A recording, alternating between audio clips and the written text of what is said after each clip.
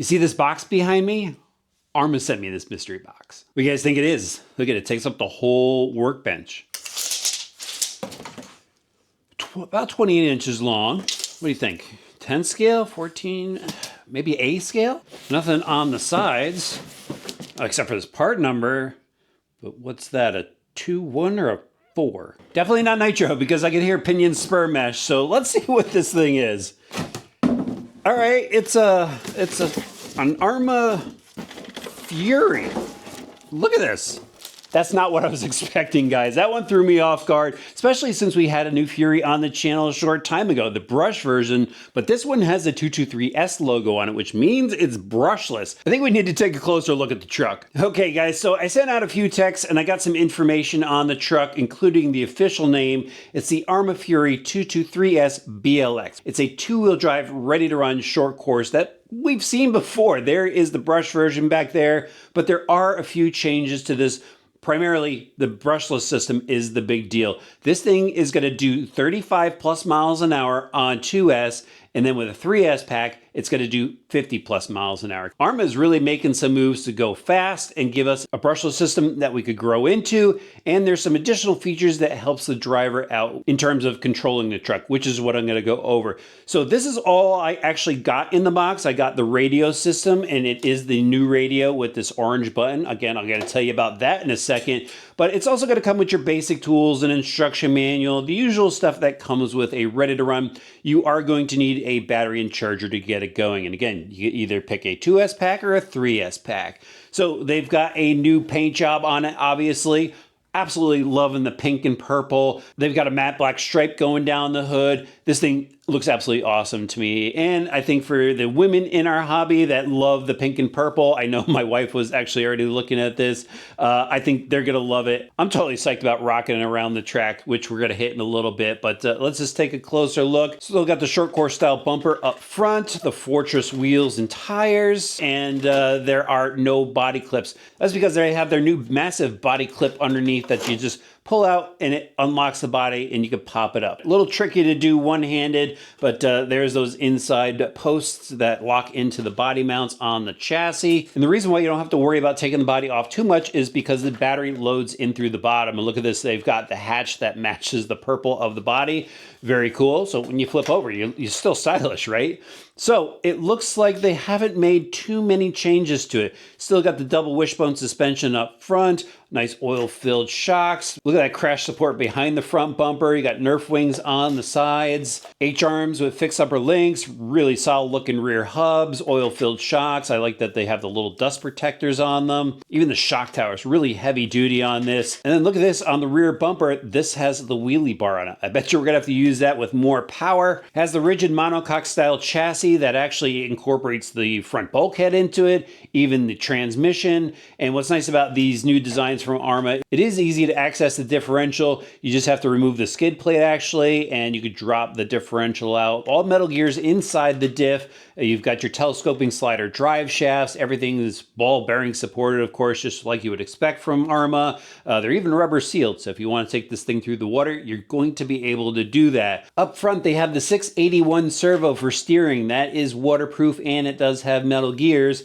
And then this is the big change, obviously, the brushless system in it. It's actually a 2-in-1 setup, and it works with the SLT protocol of the Spectrum radio, the SLT2 radio. And again, you're going to be able to run 2 or 3S. And maybe more importantly, this new system, and that's why it has the orange button, has DSC, which is Dynamic Stability Control. Similar to AVC, what it is kind of a gyro system that helps with counter steering. If the car is getting out of shape, you're going to get some electronic input for counter steer. It helps you maintain control, and that is actually adjustable. They have 3 different levels, and they have an off mode for it. So if you're a pro, you want that full ability to drive the car, you have that. If you need assistance, you could set the level. So the speed controller looks pretty interesting, maybe a modified version of one of their standard systems, but it's got a smaller cooling fan on top, least it does have a cooling fan. Like this new little bracket that they have that secures the wiring and signal plugs. There's your switch on the other side. And it even has a cooling fan for the motor. Speaking of the motor,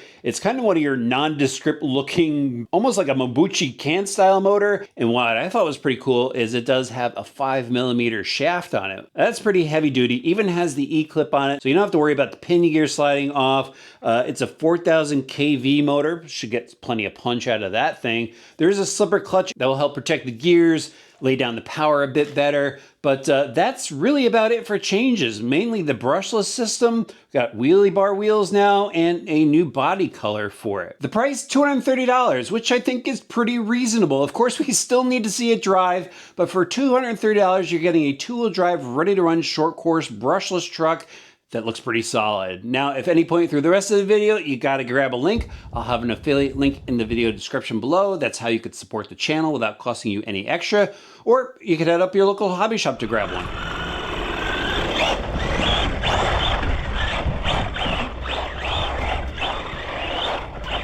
Okay guys, we're gonna start off with a little bit of bashing with the new 223S Fury up here at RC Madness in Enfield, Connecticut in their little basher lot area. And right now, I don't have the DCS enabled. So this is just me throttling the truck. And I'm actually getting it around pretty well. So we'll just do a couple passes for you guys. Thing's got some rip to it. This is a 2S battery pack in here.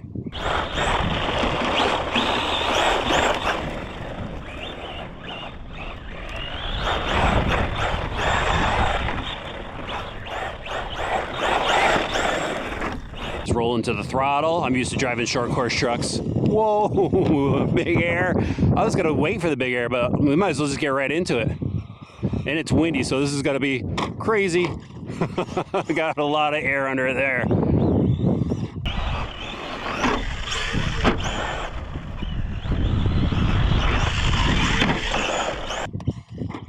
Gotta go with the wind. Let's hit the big jump over here. Nice, flies well.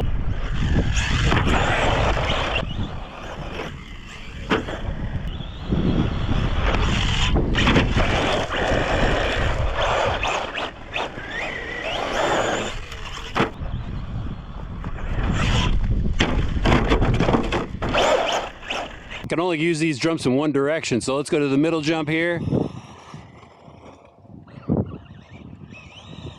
Trying to stand on the side so you guys could see it. Truck jumps well, lands pretty well too. It's a little bit of bounce at the end. I mean, stock oil's in here, right? Take it easy this way. Spin this thing around. Nice. Settles in well. All right. Thing's working well on a 2S pack. It's got rip. I like that.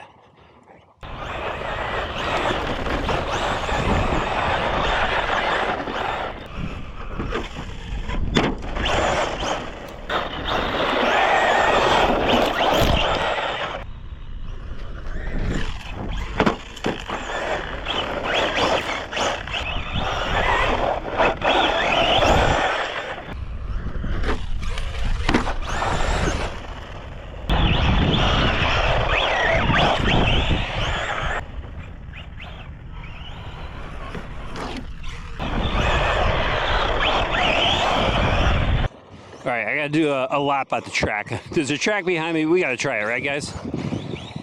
Always windy up at RC Madness. Love this big air jump. Through the whoop section. Just can't roll on the power too much. I have to switch out some tires.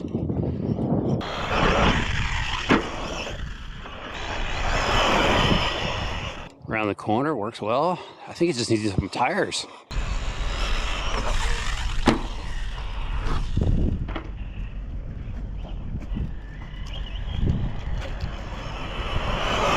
Alright guys, speed test time. I've got a freshly charged 2S pack in there. Just kind of rigged up the GNSS on the back and we'll get this fired up. Shouldn't need too much of a run to get this thing up to speed. We'll give it a quick check, spinning around here, and here we go. A little waggly in the rear. I think we hit our top speed. We'll bring it back. There we go, 35 right out of the box. Got the 3S pack in, we'll reset this. Some movement, there we go, clear road. Okay guys, here we go. Roll into it.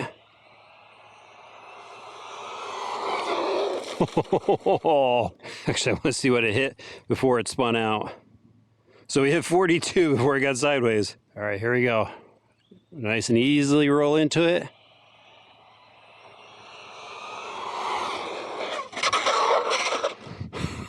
It's not easy to control at 50. I think we're gonna hit 50. We got 44. I'm determined to get 50, guys. It's just, as soon as you hit like 3/4 throttle, it punches more and just like pulls it to the side. Another 44. This has got to be the one. It's just too hard to control. 45 that time. I don't know, guys. It keeps pulling to the same side every time I hit like a little over 3/4 throttle. I think I'm gonna have to call it at that. First up, I wanted to thank Arrma for sending over this pre-production version of the Fury for RC driver viewers to check out, which reminds me, if you're not a subscriber, you might want to hit that button so you don't miss any future releases. And this was a really fun truck to drive, and I like the changes that they made to it. It's much more versatile now. I mean, the brush version of the Fury was pretty cool, but this is definitely something you can grow into the way they have it set up. So out in the dirt lot, the truck is obviously pretty capable. I mean, it was a windy day out, so it does take effect to a short course style body. It gets some air under it, so you really have to watch when you're jumping a short course truck. You could cut some holes out in the back to help relieve the air out. But for the most part, this thing jumped really well. It lands well. It's got a lot of steering. And most importantly, it's got some power now on that 2S battery pack. Love how it just rips up the dirt. Plenty of power to launch off those jumps. And then took it over to the track where it actually handled really well. Did need some tires there. I mean, if you're going to put any vehicle on a track, a tire swap is probably good. These lugs are good for, you know, off-road, general bashing type of stuff. But I was really surprised at how well it handled. And I think if I did have some tires, I could lay down some fast laps. Then the speed testing. So obviously one of the big features of this new power system is its ability to do 35 out of the box on a 2S pack and 50 on a 3S pack.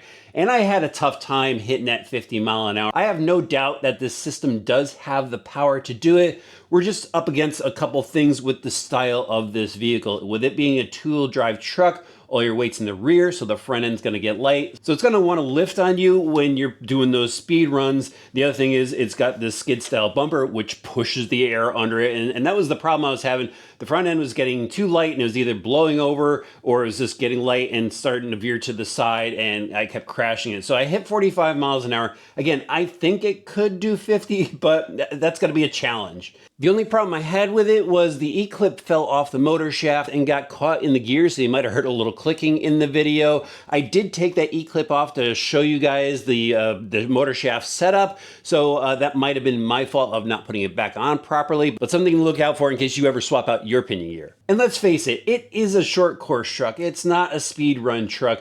And I honestly think you should just get a 2S battery pack and have fun with this truck. It's going to be more than capable. It's going to be usable power. And if you do need to tune it, you're able to do that with the new DSC setup. You could use that dynamic stability control, and you could even tune the throttle down to 50% or 75% if you're new to the hobby. So you get a much smoother response, a more controllable feel out of the truck. They did a really good job with this one. I think it's priced right, and it's definitely going to be a lot of fun for anyone looking for a short course truck.